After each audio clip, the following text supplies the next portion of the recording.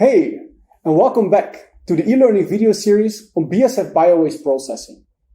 This module in the BASF Rearing chapter will focus on the pupae stage.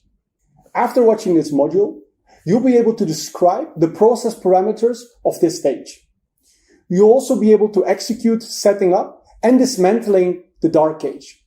And lastly, you'll be able to recognize the need for certain data and apply the procedures for the data to be collected. Although this is the longest stage in terms of the days in the life cycle, there are not so many handlings that we have to go through to facilitate this stage. In the previous stage, the pre-pupae stage, the pre-pupae were added into the pupation crates where they start to pupate. The pupation happens inside crates which are cross-stacked into a dark cage. A dark cage here is mentioned as an enclosed material made from a black inner fabric and a white open outer fabric. The combination of the two have two main functions: to keep light out and to allow fresh air to come in. The reason why light needs to be kept out is not because it would heavily affect the pupation stage itself, but it's rather for the effect it has on the newly emerged flies. As you learned in the module on the fly stage, the mating behavior of the flies is activated by light. A dark cage thus prevents the flies from directly mating once they hatch. This helps to focus mating in a short period of time when they are in the loft cages, which helps then to further predict the moment that they will oviposit, and we will be able to remove the eggs at the right time. So eventually, around 90 to 95% of the pre-pupae will be evolving into pupae. It's a bit difficult to assess this number because, as I mentioned, this stage happens inside the dark cage, and we only measure the yield from pre-pupae until fly when we call this the emergence rate, and which has been discussed in the fly stage. The stage duration is the longest of all stages that we facilitate in the nursery and that we have been discussing with you in the previous modules. A total of 14 days is spent inside the dark cage for pupating, which means the transformation of a pupa into a fly, which is also the main activity in this stage.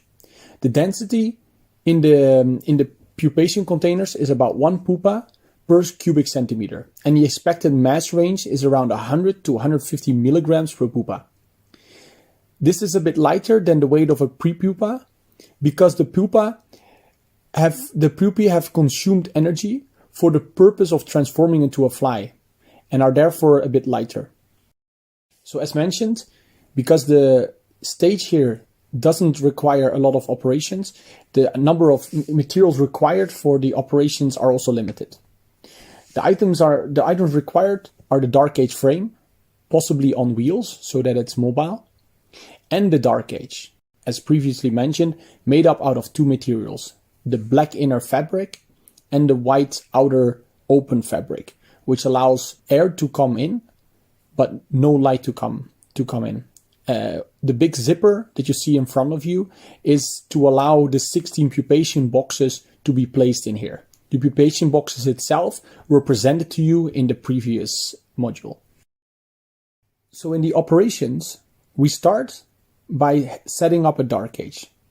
We hang a clean dark cage into the dark cage frame using the 4 ropes to tie the top corners to the frame. We open the zipper in front of the cage and close the round tunnel opening on the top. Ensure that the bottom of the dark cage lies on the dark cage frame table. Fill the new dark cage with the oldest 16 pupation containers from the pupation rack. Cross-stack the pupation containers inside the cage to allow for ventilation. Make sure that enough open space remains between the containers so that the emerged flies can exit the containers. Label the dark cage on the frame with the date code of its setup. After the 14 days, as discussed, again remove the 16 pupation containers from the dark cage as they are now only containing pupation material and empty pupae shells.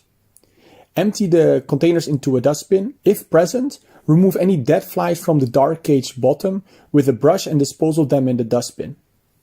Detach the dark cage from the frame and turn the dark cage inside out and wash it with detergent in the washing machine on a 30-degree program.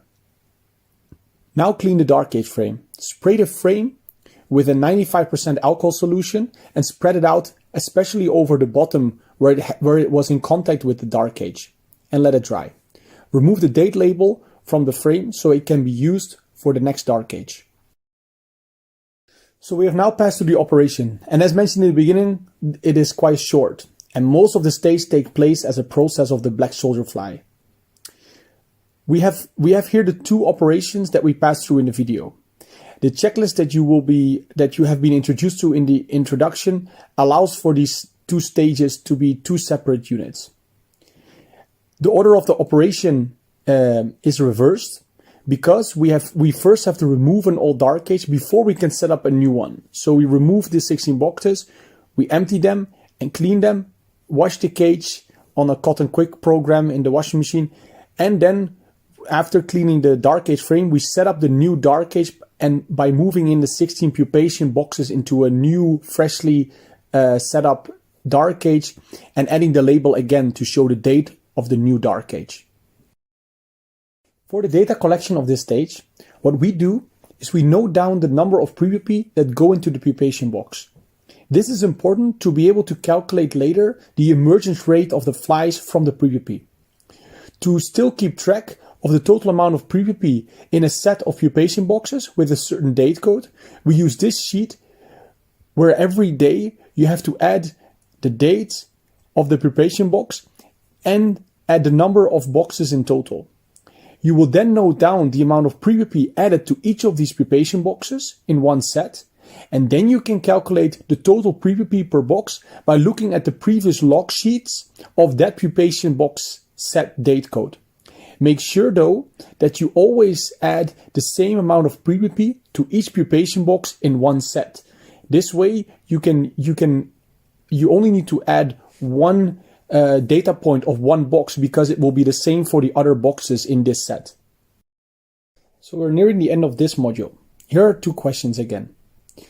First, why does a dark gauge use a combination of a dark fabric on the inside and an open light fabric on the outside?